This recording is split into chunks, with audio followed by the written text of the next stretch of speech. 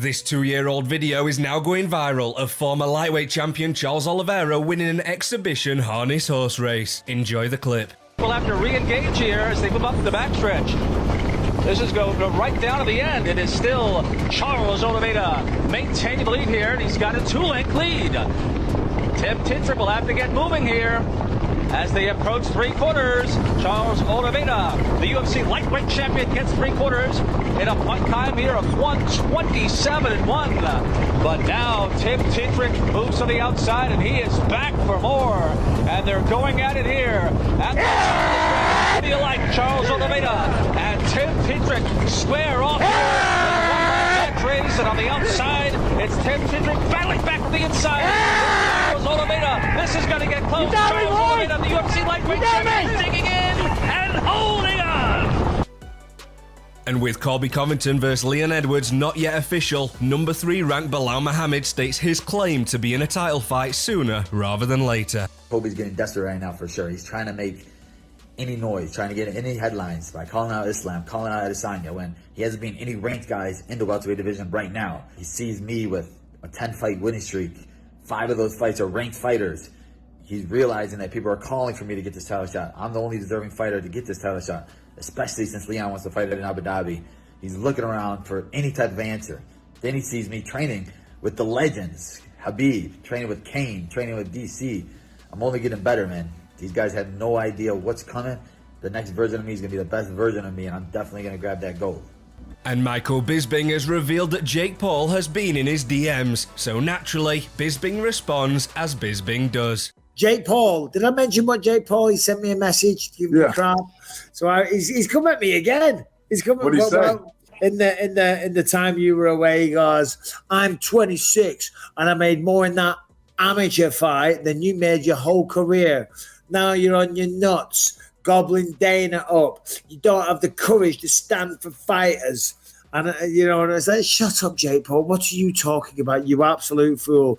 I thought, well, did all that money that you made buy those super fast running shoes when you ran away from Floyd like a bitch? Oh, you big, tough Disney guy pretending to be a fighter. Anyway, whatever. I don't want to lower myself. I just did that. And with Dana White announcing that Justin and Dustin will be a 5-round main event for the BMF title, many wonder why now. Here's Dana's explanation. Masvidal retired, so we put the BMF up. You have no idea how many of these fighters want to fight for the BMF title. They all want to fight for that belt. It's fun, it's different, so we'll do it again. When you think about coming up with it for the first time, those two, Jorge Masvidal and Nate Diaz, were the right guys, and so are these. These are the 2 right guys for that too. And with this fight being a rematch, Josh and John give their honest opinion on whether this time round will be any different.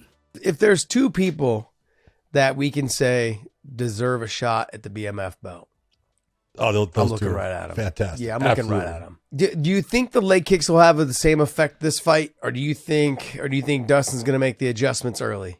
I think he'll make adjustments. He had some problems with those. Look, Justin's got fast and hard leg kicks, and it's the way he sets it up. And Dustin knows that I can't sit there and eat those because that was really affecting me in the fight. He's gonna do things differently than he did in the first fight, so the damage that he took early will not accrue in this next matchup. Yeah. Dustin, let's be honest, every time you've watched Dustin fight somebody and then fight them again, has he changed? Every time. Yeah. Even the fights that he won. Subtle differences. Yeah. Absolutely. That makes him smart. Doesn't need to change who he is as a fighter. You just got to make a couple little adjustments. This fight, I think the biggest adjustment he's going to have to make is off the leg kicks. Because that's really what slowed him down in the first fight was the leg kicks. He was having a hard and difficult time dealing with that. But this is going to be one of those fights that I'm extremely excited about. But I can't say, because normally, like you say, if they've already fought before, 80% of the time, the guy who won the first one is going to win the second. Yeah. You never know. These 2 guys could put someone's lights out at any moment. Well, you take a look at the way that Gaethje fought his last fight. That Gaethje is someone that he can win. He can win against anyone. He fought smart. He was intelligent in the way he did things. He even had a takedown. Fantastic. But Gaethje is still When you compare the stand-ups, Gaethje's got about 3 different combinations that he continuously goes to. Continuously. Dustin has a more varied attack. He's able to change things up, especially in the middle of the fight, more than Justin can. That's the biggest difference between the two that I see. Justin's got power. Dustin's got power. Justin has got fucking balls. He's got heart. Same with Dustin.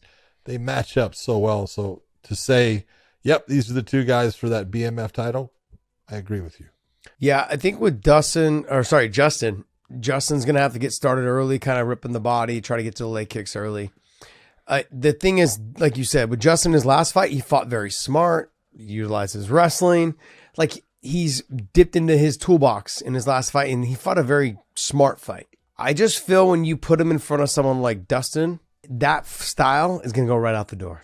He is not going to fight that way against this guy. Sorry, man. I agree. I don't think he has the control. Like, he's a fucking fighter. He's a fighter through and through. It's in him to be that way.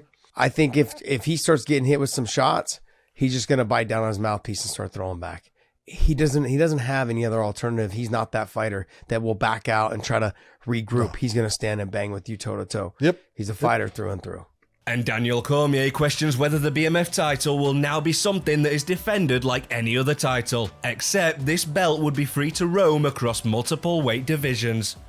I ask you this question, is this new champion going to defend the BMF title? I believe that these 2 athletes wouldn't go up. They would fight at 155 and would defend that belt. Because if we're going to keep rolling it out, it has to become a thing that gets put on the line, especially if these guys aren't fighting for championships. Masvidal didn't seem like he wanted to defend that championship, even though people called for it many times. Is The Rock going to be there again and make it feel as important as it did at Madison Square Garden? The winner is going to set himself up for a crack at the championship with Makhachev. And Sean O'Malley's coach Tim Welch gives his honest breakdown of the champion Aljamain Sterling before him and O'Malley enter the cage. Stylistically, I think this is the most dangerous bantamweight champion there's ever been. I really think that. He's so athletic, long and strong. He's not just a good wrestler, he's a good wrestler with good jiu-jitsu. And he's very funky. He switches stances, throws crazy things at you. He's good at chaining his wrestling together.